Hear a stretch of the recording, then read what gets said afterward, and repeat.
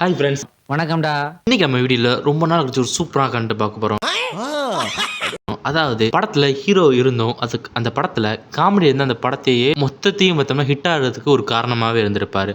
அந்த மாதிரி ஹீரோ தூக்கி பிடிச்ச படம், அதாவது காமெடியன் தூக்கி பிடிச்ச படத்தை தான் இந்த வீடியோவில் பார்க்க போகிறோம்.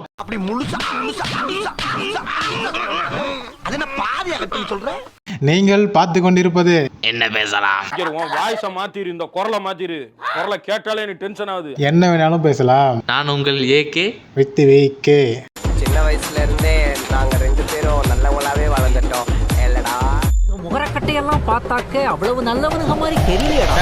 ஃபர்ஸ்ட் பார்க்க போகிற படம் பேர் ஓகே ஒரு கல் ஒரு கண்ணாடி. இந்த படம் தான் பார்த்தோம்னா உதயநிதி ஸ்டார் அவருக்கு ஃபர்ஸ்ட் படமாகவே இருந்துச்சு. இந்த படத்தில் காமெடியான பார்த்தோம்னா நம்ம சந்தானம் நடிச்சிருப்பாரு. ஆனால் இந்த படத்தை மொத்தத்தையும் தூக்கி பிடிச்சது யாருன்னா சந்தானம் சார் தான். ஏன்னா இந்த படத்தில் நிறைய காமெடி, நிறைய சீன் நிறைய இருந்தாலும் ஆக்சுவலாக இந்த படத்தை சிம்பிளாக சொன்னோம்னா ஒரு பேசிக்காக ஒரு சின்ன லவ் ஸ்டோரி தான். ஒரு தேவதை வந்து போகுதே இந்த வழி. அந்த லவ் ஸ்டோரி எந்த அளவுக்கு காமெடியாக எடுத்து போகணுமோ அந்த அளவுக்கு காமெடியாக எடுத்து போயிருப்பாரு. ஏய் யாரு என்னடா குறை? அடா டேனடா.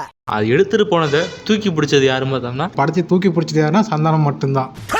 ஆஹா, துண்ட தோல்ல வர்ற மாதிரியே தூக்கி போட்டு போறானே. அடுத்து நம்ம ரெண்டாவது பார்க்க போகிற படம் பேர் பாஸ் என்கிற பாஸ்கரன்.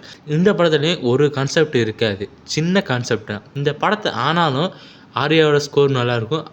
இருந்தாலும் இந்த படத்தை மொத்தத்தையும் பார்த்தோம்னா ஃபுல் அண்ட் ஃபுல் காமெடியாக ஆர்யாவை அப்படி கொண்டு போகிற விதம்லாம் பார்த்தோம்னா இந்த படத்தில் சந்தானத்தை அடிச்சுக்கிறே ஆளே இருக்காது. ஏய் என்னடா இது? பால் நைட்டு குடிச்சிருப்பிய? தூங்கிட்டேன். வயசான ஆளு மச்சான், பாவம் தூங்கி. ஓ ஃப்ரெண்ட்ஷிப். அந்த அளவுக்கு ஒரு சூப்பரான ஒரு காமெடி மூவி தான் பாஸ் என்கிற பாஸ்கரன். நண்பேண்டா டேச்சி கையறா. அடுத்து நம்ம மூணாவது பார்க்க போகிற படம் பேர்,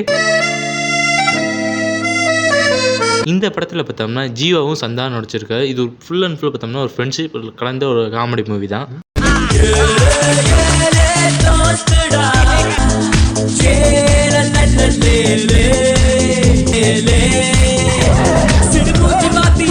ஆனால் அதில் ஜீவாவும் சந்தானம் நடிச்சிருக்காங்கன்ற ஒரு எதிர்பார்ப்பு ரொம்ப அதிகமாக இருந்துச்சு. ஆனால் சிவாமணித்திர சக்தி எவ்வளோ ஹிட் ஆச்சு அதே மாதிரி அந்த அளவுக்கு இருக்கும்னு ரொம்ப எதிர்பார்த்து போனது. ஆனால் சந்தானம் வினய் மட்டும் தான் காமெடி பண்ணியிருப்பாங்க. கடையில பல்பெல்லாம் கொஞ்சம் ஆஃப் பண்ணுங்கப்பா. ஏண்டா இவ்வளவு பெரிய பல்ப் நீர் இது. ஜீவா சார் வந்து ரொம்ப ரக்கடான ஒரு கேரக்டர் தான் நடிச்சிருப்பாரு. பொண்ணுங்க யாரும் பிடிக்காத கேரக்டர் நடிச்சிருப்பாரு. ஆனால் அந்த படத்தை தூக்கி நிப்பாட்டினது யாருன்னா அந்த காமெடியால் மட்டும் அந்த படமே ஓடிச்சு. காமெடி மட்டும் இல்லைன்னா அந்த படமே கண்டிப்பாக ஓடி இருக்காது. பேப்பர்லாம் இருக்கா? ஏன் காலைல படிக்கலையா சார்? ஐயோ இங்க பாருங்க சார், ஒரே பைத்தியங்களா இருக்கு சார். சார் எங்க வீட்டு நாய்க்குட்டி செத்து போச்சு. எங்க அம்மாவால அதை ஜீர்ணிக்கவே முடியல தெரியுமா? செத்த நாய் உங்க அம்மா யாரு சாப்பிட சொன்னது? லுங்கிய பல்ல கட்சின்னு ஜெட்டி கைட்டும் போது கொட்டாய் வருது, வராம இருக்க டான்ஸ் என்ன இருக்கு? அந்த காமெடினால தான் அதாவது சந்தானம் தான் இந்த படத்தை தூக்கி நிப்பாட்டிருக்காப்புல. அன்னைக்கு என்னடா சொன்னேன்? நான் முக்கியமா இல்ல உன் வாழ்க்கை முக்கியமான்னு கேட்டல. அன்னைக்கு சொன்னதான் இன்னைக்கும் சொல்றேன், எனக்கு என் வாழ்க்கை தான் முக்கியம். ஏன்னா என் வாழ்க்கையே நீ தான்டா.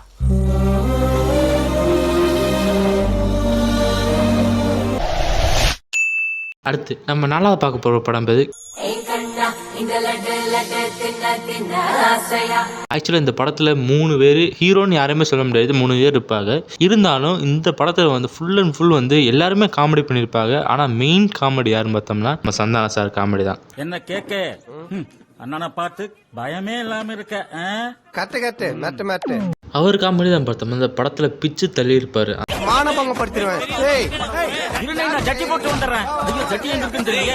பெரிய ஜட்டி போட்டு வந்தானா நீங்க எல்லாம் காலிதான். அந்த அளவுக்கு சூப்பராக நிறைய காமெடியை நம்மளே சொல்லி அளவுக்கு இப்போ கூட நம்ம இன்ஸ்டா ரீல்ஸ்லாம் பார்த்தோம்னா ட்ரோல் பண்ணுறது கூட அந்த காமெடி நிறைய இடத்துல யூஸ் ஆகிருக்கு. இன்னும் 500 ரூபா வேணா கூட தரேன்.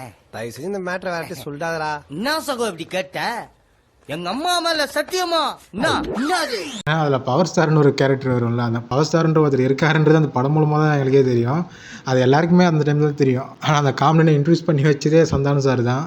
சில பேரை பார்க்க பிடிக்கும், ஒரு சிலரை பார்த்த உடனே பிடிக்கும். இந்த பவரை பார்க்காமே பிடிக்கும்டா. இப்படியே பேசிட்டு இருந்தா உனக்கு பைத்தியம் தானா பிடிக்கும். அந்த படம் வந்து இந்த அளவுக்கு ஹிட் ஆகிட்டுனா சந்தானம் சார் தான். அது எந்த ஒரு மாற்றமும் கிடையாது. ஆனால் அந்த சந்தானம் இல்லாமல் பார்த்தீங்கன்னா இது ஒரு நார்மலான லவ் ஸ்டோரி, அவ்வளோதான். அந்த மாதிரி தான் இருக்கும். இந்த படத்தையும் சந்தானம் தான் தூக்கி அப்படி பிடிச்சிருக்காப்புல. ஏன்டா காட்டு எருமை, நீ அம்மாவை இங்க புடிச்சா தூக்குவியா? நீ அம்மாவை காப்பாத்த வேணாம், நாங்களே காப்பாத்தி போ போ போ கறி. இதே மாதிரி வேறு ஏதாவது உங்களுக்கு இந்த மாதிரி மூவி தெரிஞ்சுன்னா அதை மறக்காம கமெண்ட் செக்ஷனில் கமெண்ட் பண்ணுங்கள். இதோட நம்ம இந்த வீடியோ முடிச்சுக்கலாம். நீங்கள் பார்த்து கொண்டிருப்பது என்ன பேசலாம், என்ன வேணாலும் பேசலாம். நான் உங்கள் ஏகே. உங்கள் வீக்கே. செஞ்சு என்ன சாகடிச்சிருக்கோம்.